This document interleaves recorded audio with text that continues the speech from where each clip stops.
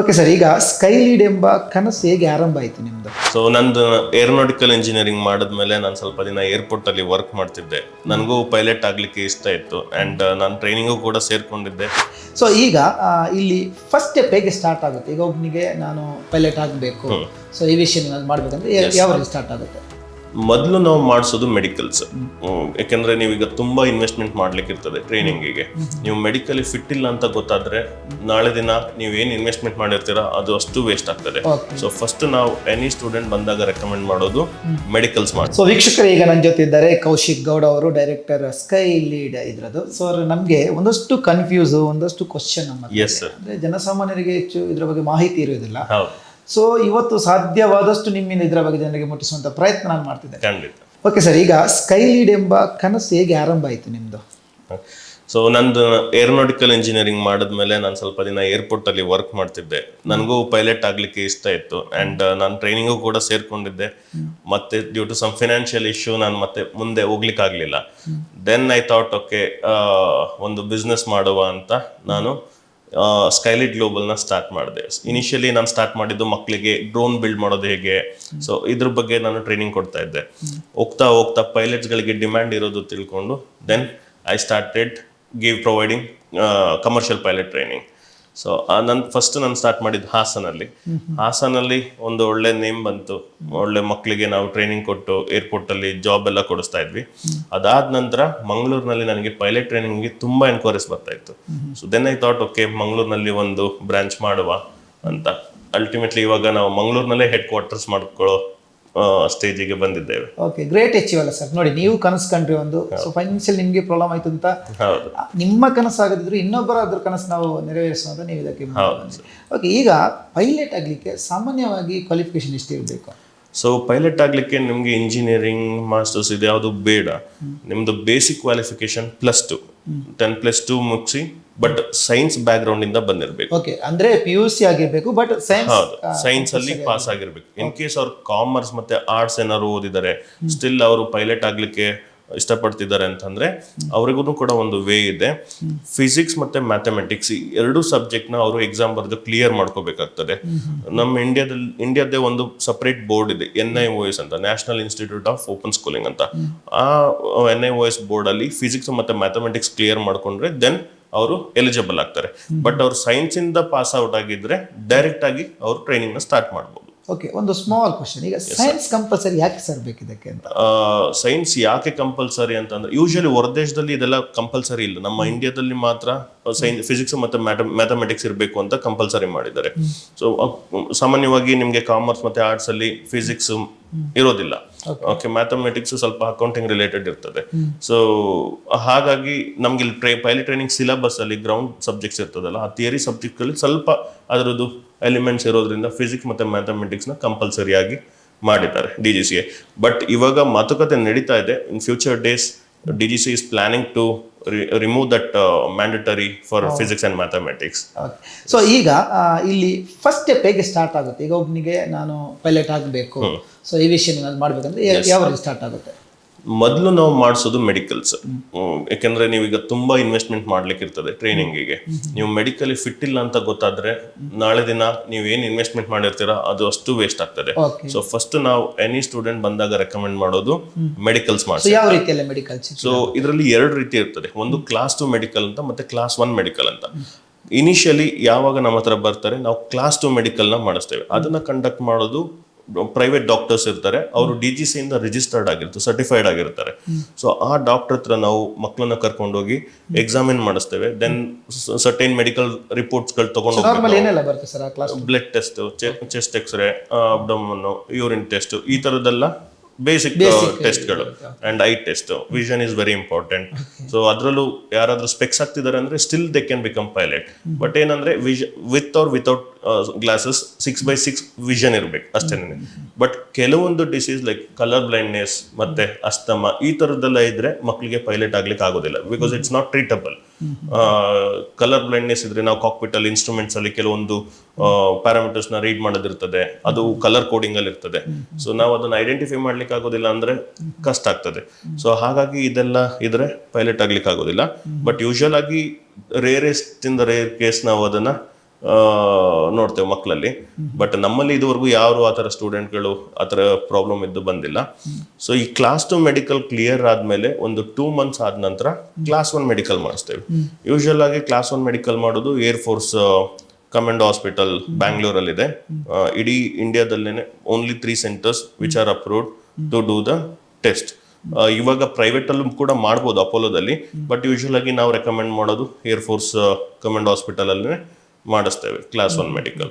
So ಈ 2 medical pass ಆದ ನಂತರ ಮಕ್ಕಳು ರಿಲ್ಯಾಕ್ಸ್ಡ್ ಆಗಿ ಈ ಕೆರಿಯರ್ನ ಮೂವ್ ಆನ್.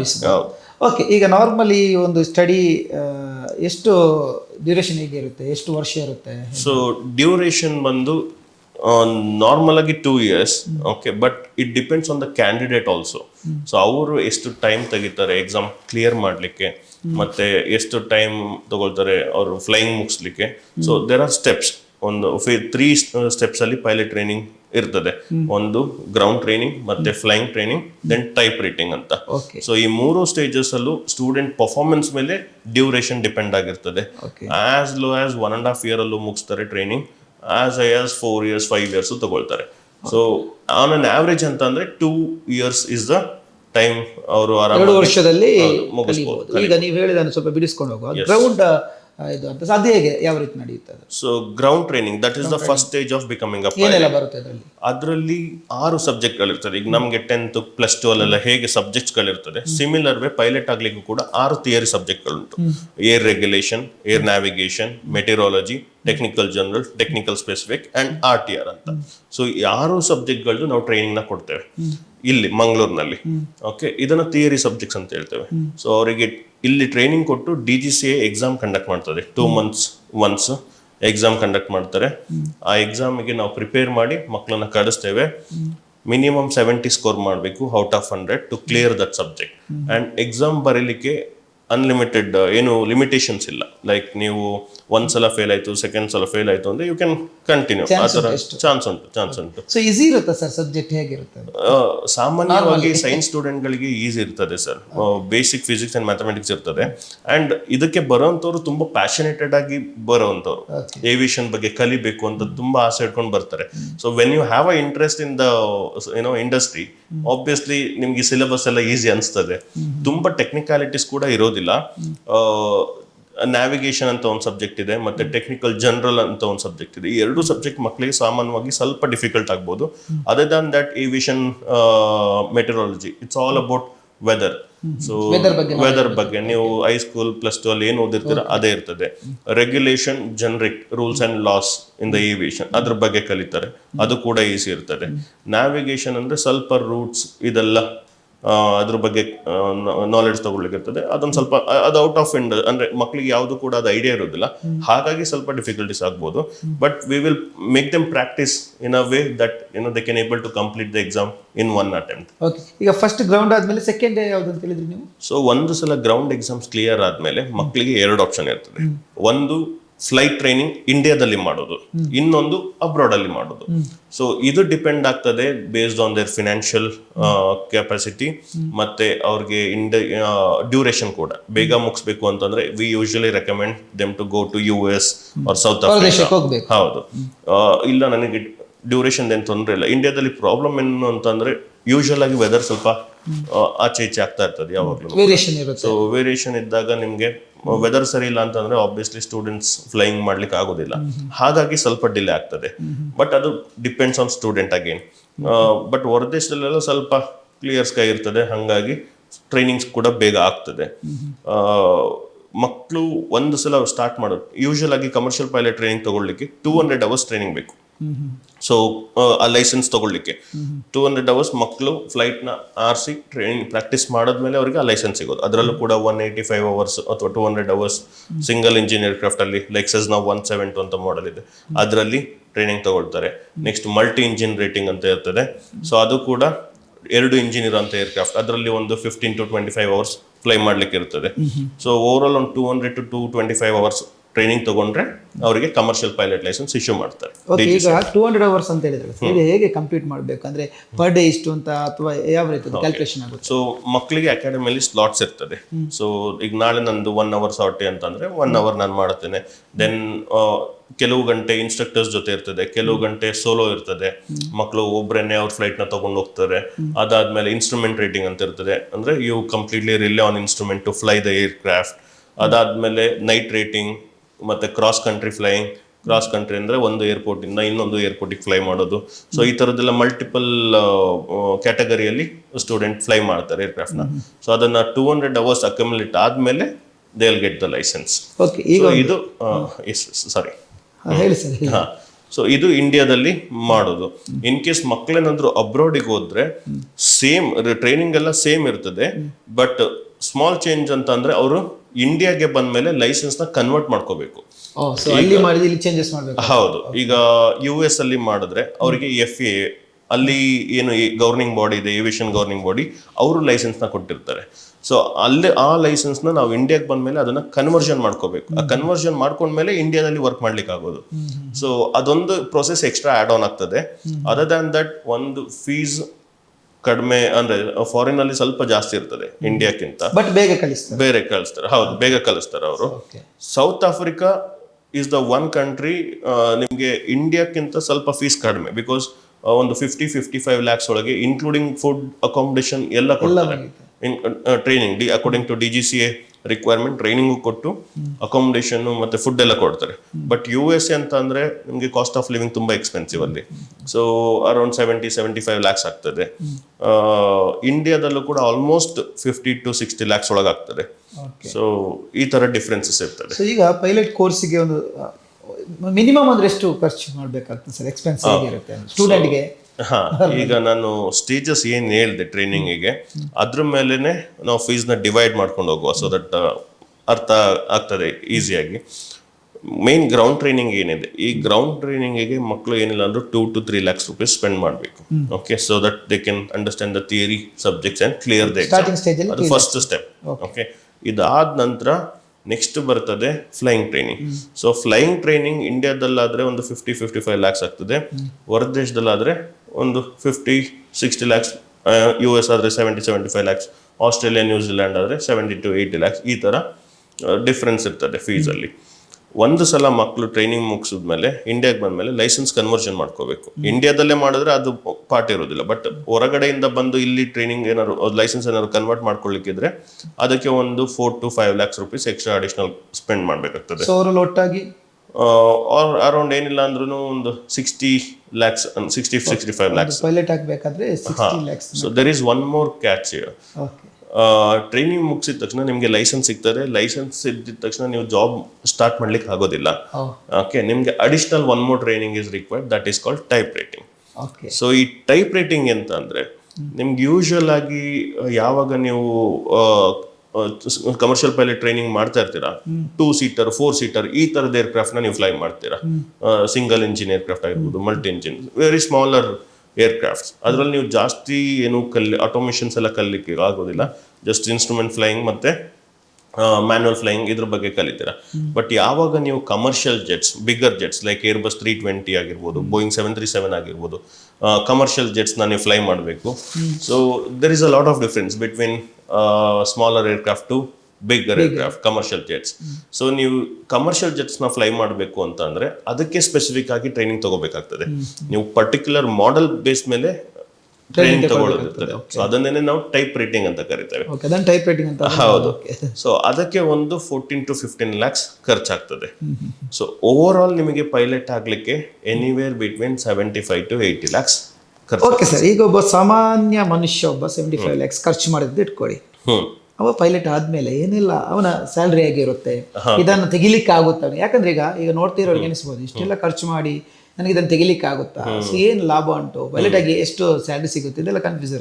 ಸೊ ಅದ್ರ ಬಗ್ಗೆ ಹೇಳೋದಾದ್ರೆ, ಸೊ ಇನ್ಕಮ್ ಅಂತ ಹೇಳುವಾಗ ಯೂಶುವಲ್ ಆಗಿ ನಾನು ಸ್ಟೂಡೆಂಟ್ಗೆ ಹೇಳ್ತೇನೆ, ನೀವು ಒಂದು 5 years ಆಗ್ತದೆ, ನೀವು what you invest to get it back ಒಂದು 5 years ಡ್ಯೂರೇಷನ್ ಇರ್ತಾರೆ. So when you join airline as a fresher ನಿಮ್ಮನ್ನ ಟ್ರೈನಿ ಆಗಿ ಕರ್ಕೊಳ್ತಾರೆ. ಸೊ ಟ್ರೈನಿಂಗ್ ಟೈಮಲ್ಲಿ ನಿಮಗೆ hardly 1 lakh to 1.5 lakh salary ಇರ್ತದೆ. ಸೊ ಆ ಸ್ಯಾಲ್ರಿ ಆದ್ಮೇಲೆ ಟ್ರೈನಿಂಗ್ ಆಗ್ತಾ ಆಗ್ತಾ ಆಗ್ತಾ ಪೈಲಟ್ಸ್ಗಳದ್ದು ಎಕ್ಸ್ಪೀರಿಯನ್ಸ್ ಕೌಂಟ್ ಆಗೋದು number of hours they fly.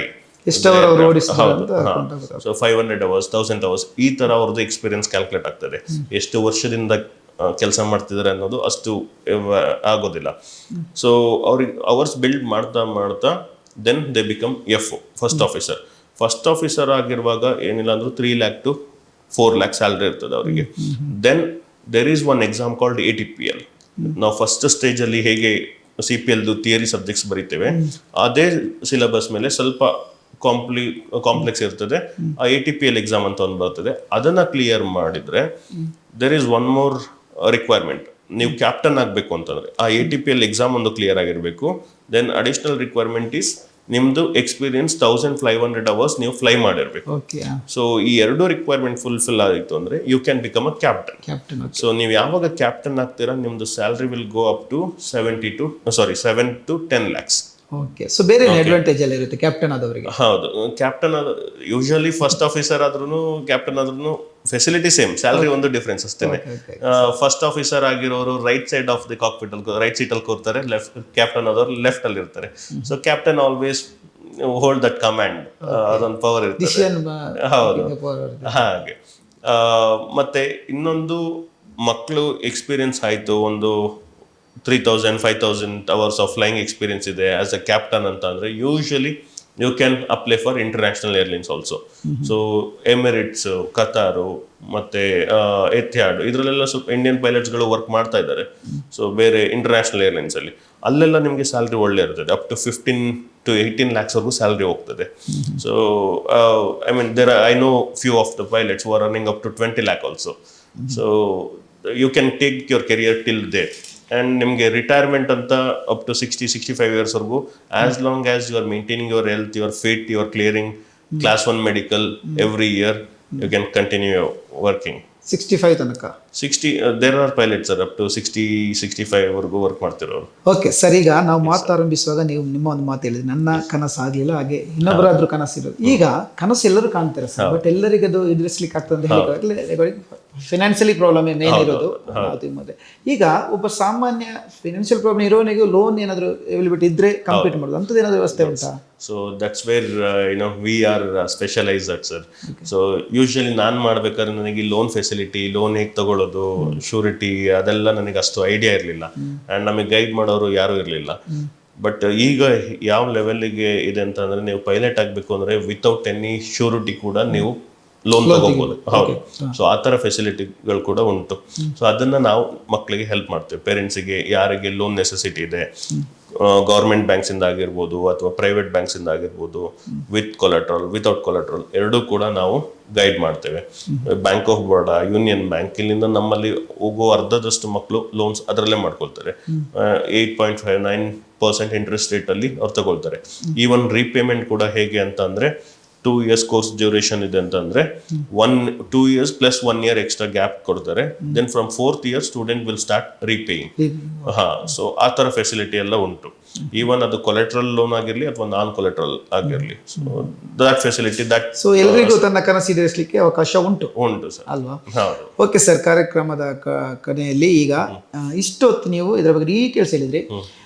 ಇನ್ನು ಹೇಳುದಾದ್ರೆ, ಅದೆಷ್ಟೋ ಜನ ಮಂಗಳೂರು ಅವರು ಇದ್ದಾರೆ, ಸೊ ಆಸೆ ಇರುತ್ತೆ, ಬಟ್ ಎಲ್ಲಿ ಹೋಗ್ಬೇಕು, ಹೇಗೆ ಹೋಗ್ಬೇಕು ಗೊತ್ತಿರೋದಿಲ್ಲ. ಕೊನೆಯ ಮಾತು ನೀವು ಅವ್ರಿಗೆ ಏನು ಹೇಳಲಿಕ್ಕೆ ಇಷ್ಟಪಡ್ತೀರಿ? ಸ್ಕೈಲೀಡ್ಗೆ ಬಂದು ಅವರಿಗೆ ನಿಮ್ಮ ಸಜೆಷನ್ ಏನು?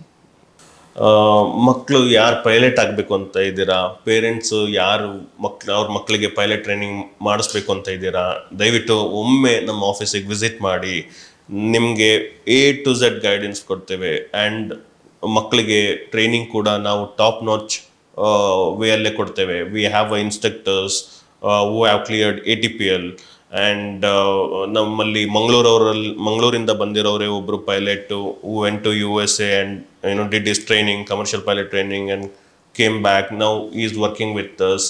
So ಈ ಥರದ್ದೆಲ್ಲ facility. Also we have a simulator. ಮಕ್ಕಳಿಗೆ ಯೂಶುವಲ್ ಆಗಿ ಥಿಯರಿ ಹೇಳ್ಬೇಕಾದ್ರೆ ಸ್ವಲ್ಪ ಪ್ರಾಕ್ಟಿಕಲ್ ನಾಲೆಡ್ಜ್ ಇದ್ರೆ ಒಳ್ಳೇದು, but we can't have real aircraft year. ಅದೇ ಥರ ಏನು ಸೆಸ್ನಾ 172 ಏರ್ಕ್ರಾಫ್ಟ್ ಮಾಡೆಲ್ ಇದೆ, ಆ ಏರ್ಕ್ರಾಫ್ಟ್ದು ಒಂದು ಸೆಸ್ನಾ ಸಿಮ್ಯುಲೇಟರ್ನ ನಾವು ನಮ್ಮ ಮಂಗಳೂರಿನಲ್ಲೇ ಇಟ್ಟಿದ್ದೇವೆ. ಮಂಗಳೂರಿನಲ್ಲಿ ಈ ಥರ ಫೆಸಿಲಿಟಿ ಎಲ್ಲೂ ಕೂಡ ಇಲ್ಲ. So we are the only one academy who are providing DGCA ground training offline along with simulator training. So ಒಮ್ಮೆ ಬಂದು ನೀವು ಎಕ್ಸ್ಪೀರಿಯನ್ಸ್ ಮಾಡಿ. Simulator is open for any public. They can come and experience it for free of cost. So ನಮ್ಮ office Skylead global pilot training center ಅಂತ Janata deluxe hotel Mangalore ಅದ್ರ ಪಕ್ಕದಲ್ಲೇ ನಾವಿದ್ದೇವೆ. ಒಮ್ಮೆ ವಿಸಿಟ್ ಮಾಡಿ. Okay, thank you so much sir. ಇಷ್ಟೊತ್ತು ನೀವು aviation ಬಗ್ಗೆ ಆದಷ್ಟು ಮಾಹಿತಿ ಕೊಟ್ರಿ. ಸೊ ವೀಕ್ಷಕರೇ, ನಿಮ್ಮ ಕನಸಿಗೆ ರೆಕ್ಕೆ ಈಗ ಕೊಡ್ತಾ ಇದ್ದಾರೆ ಸ್ಕೈಲೀಡ್ ಅವರು. ಸೊ ಟಿ ವಿ ಸ್ಕ್ರೀನ್ ಕೆಳಗೆ ಹೋಗ್ತಿರುವಂಥ ಅಡ್ರೆಸ್ ಮತ್ತು ನಂಬರ್ ನೋಟ್ ಮಾಡ್ಕೊಳ್ಳಿ. ಬನ್ನಿ, ನಿಮ್ಮ ಕನಸನ್ನು ಪೂರೈಸುವಂಥ ಅವಕಾಶ ಸ್ಕೈಲೀಡ್ ಗ್ಲೋಬಲ್ ಉಂಟು. So wish all the best ಎಲ್ಲರಿಗೂ.